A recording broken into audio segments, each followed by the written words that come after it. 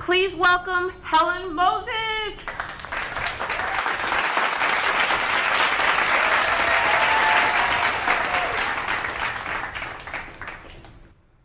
My first job out of my graduate school career was as a speech therapist in a brain injury rehab unit.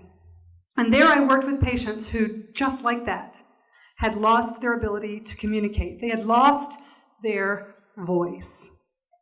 And I watched them and their families cope with this sudden, devastating loss. It was miserable for these people. Working with them made me vow that I would never, ever, ever take my voice for granted. But 10 years later, after I left that job to be a full-time mom, I was doing just that. I had spent so much time taking care of other people that I had lost the value of my voice. And it didn't feel good. I wouldn't say no, and I would regret it. I wouldn't ask for help, and I would regret it. I wouldn't speak up for what I wanted on my own damn pizza, and I would regret it. Recently, I've been on a quest to speak up with confidence, and it feels good. But I was confronted with this same problem about 2 years ago in my church. A woman was organizing a women's retreat at my church. And she said, "Helen, I know you're the one. You're the one that is supposed to do the music for this event, provide the music and plan it." And I thought to myself, okay, that's good. Okay, she's somebody who's pretty connected, if you know what I mean. And I thought, okay, I have to do this. And the other problem was I automatically knew the song that I was supposed to sing. That's a problem. Because the song I was supposed to sing is a contemporary Christian song. And I go to an Episcopal church, which, if you don't know, is very traditional. We have the pipe organ, and we might have a violin or maybe the brass at Christmas and Easter, but we don't have guitars and amps and keyboards and drums. Yet I knew that's what I was supposed to do, assemble that.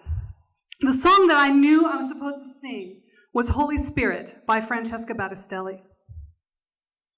As I was singing the song, it was the final song of the women's retreat. I was standing in front of people in my church, my family, people very close to me, that I feared would kick me out of the choir because I was singing this song that was not what we normally do. Here's what happened. Holy Spirit, you are welcome here. I noticed that my hands started going up to my sides. And I put them back down pretty quickly. Come flood this place and fill the atmosphere. Oh, Helen, your hands need to go down. Nobody raises their hands in this church. They're going to kick you out. Your glory, God, is what our hearts long for, to be overcome by your presence, Lord.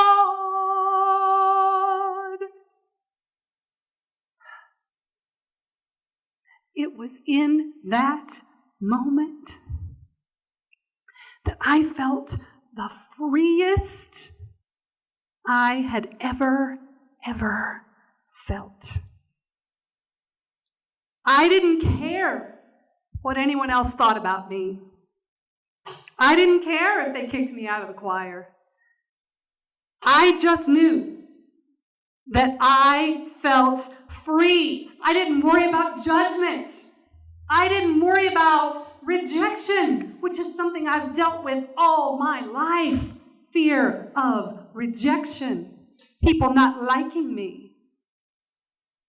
But I found that piece of freedom, and I want more of it. More importantly, I want that for all of you. That freedom from fear of rejection is one of the best feelings that you can ever have.